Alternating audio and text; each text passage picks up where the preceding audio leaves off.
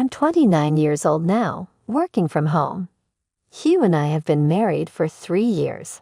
Before transitioning to remote work, I held a consulting role at a major corporation, overseeing online operations. The decision to freelance came unexpectedly after I became pregnant, prompting me to leave my corporate job. Thanks to my background in marketing, I've been able to secure consulting projects and manage online operations, which has been financially rewarding. Hugh doesn't grasp the nature of my work. He doesn't realize that I earn an income, often viewing my job more as a hobby. Working from home has afforded me flexibility, allowing for a peaceful pregnancy and the safe delivery of our daughter, Katie. During the initial month postpartum, I stayed with my parents, relying on their support. However, Hugh kept urging my return, prompting me to shorten my planned 3-month stay to just one before returning to our apartment. Since then, I've managed to balance work and childcare without financial issues. However, one day my mother-in-law, Olivia, proposed that we live together. We've always had a decent relationship with my in-laws, maintaining a respectful distance, so the idea of living together didn't seem entirely unwelcome. Still cautious about potential tensions between mothers-in-law and daughters-in-law, I agreed under the condition that we build a duplex. My in-laws were delighted with the prospect of living together, so I swiftly found a construction company that accommodated our requirements and oversaw the purchase and construction of the property.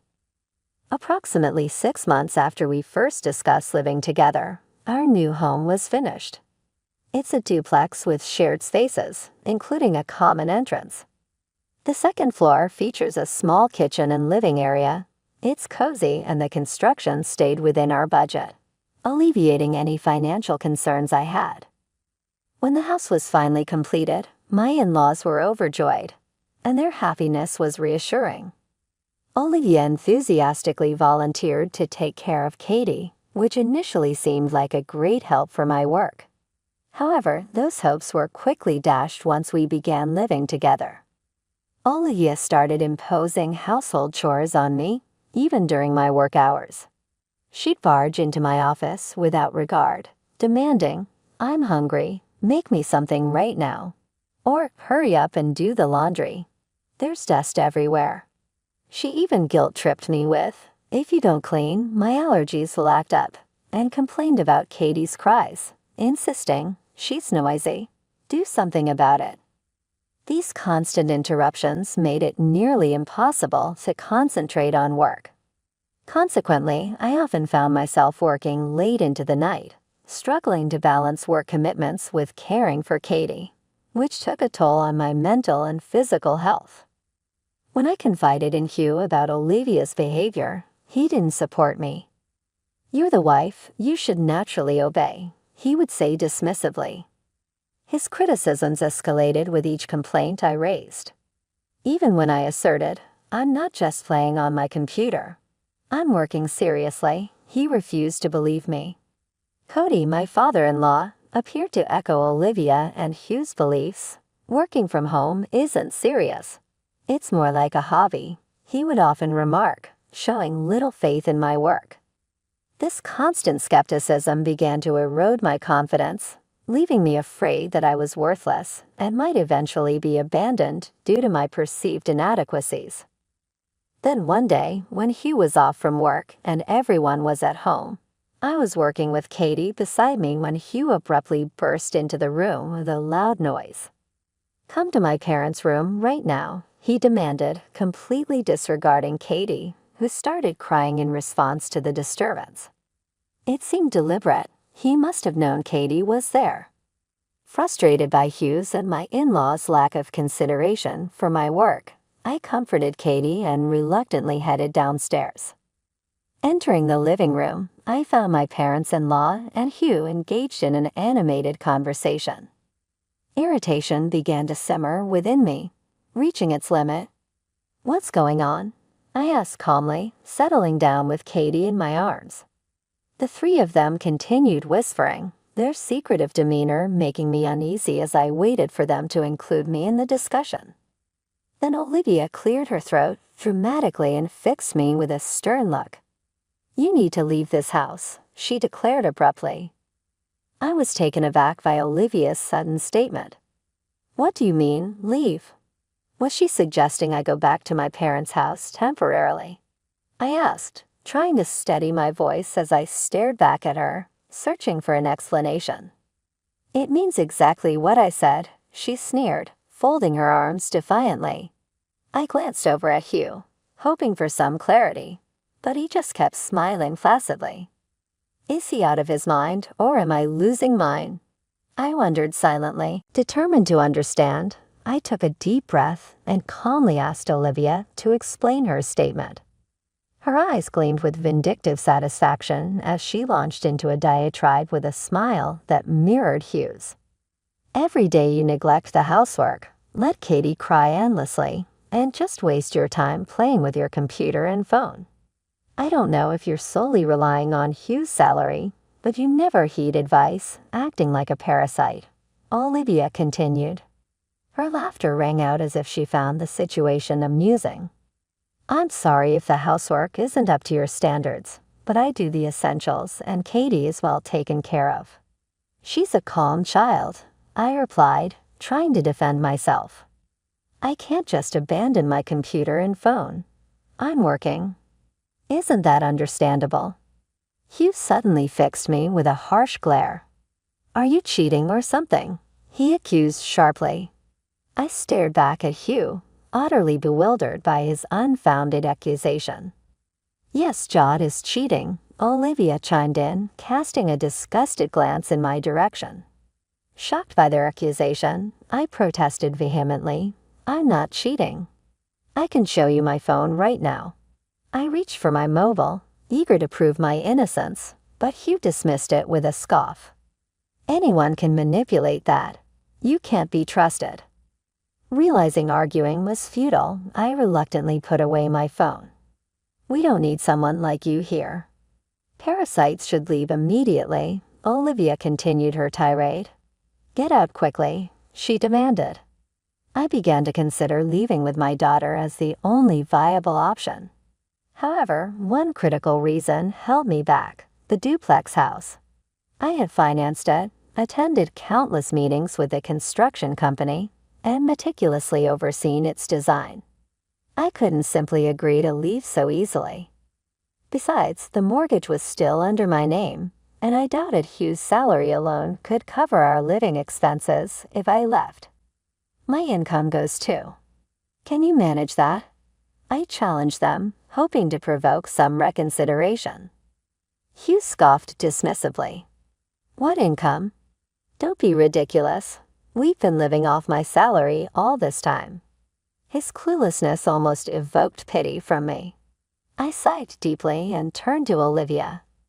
"Dealing with Hugh is like handling a 6-month-old baby. Are you up for the task?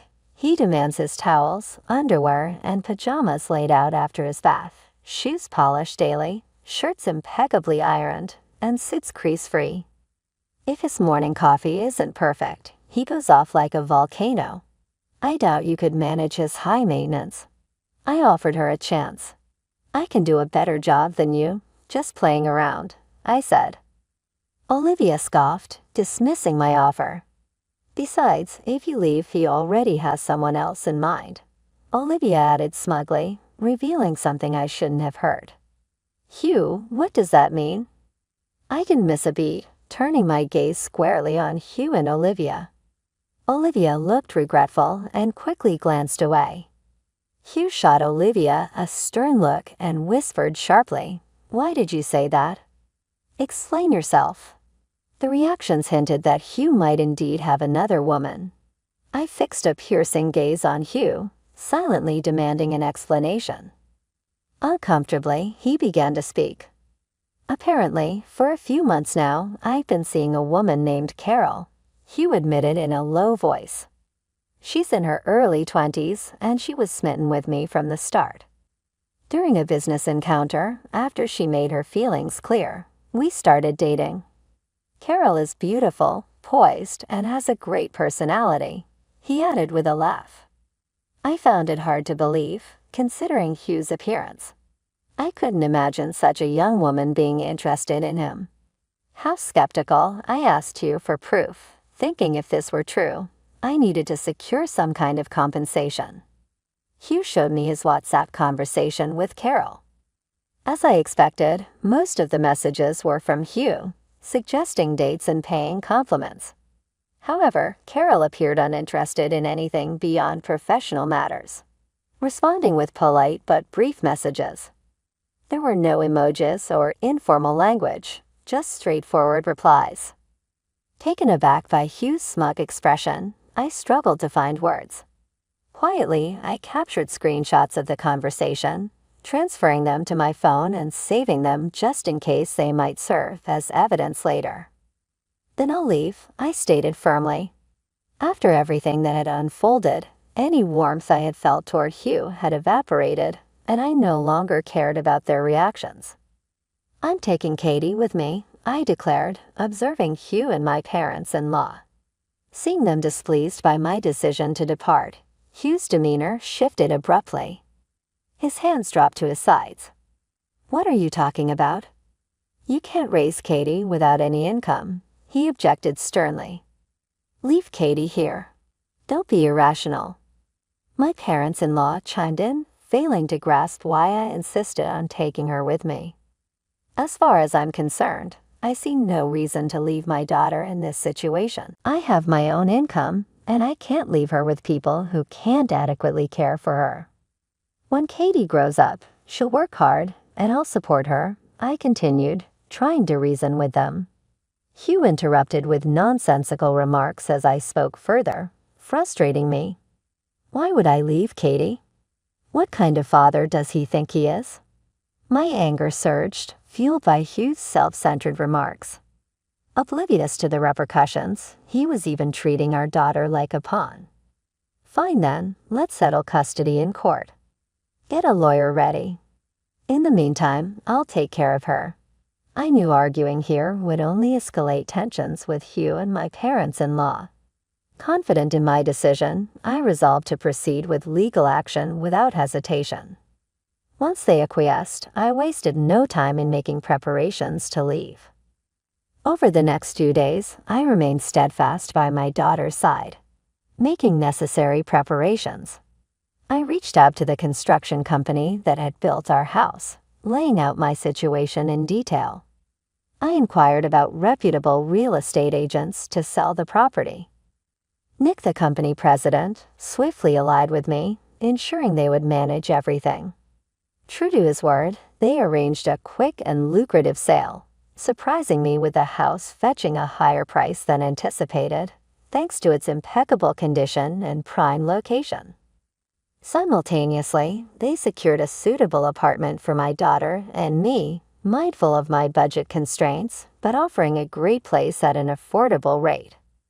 I expressed my heartfelt gratitude and wasted no time preparing for our move. "Oh, have you already found a place?" Olivia asked with a hint of amusement as I packed dishes in the living room. "Yes," I replied curtly.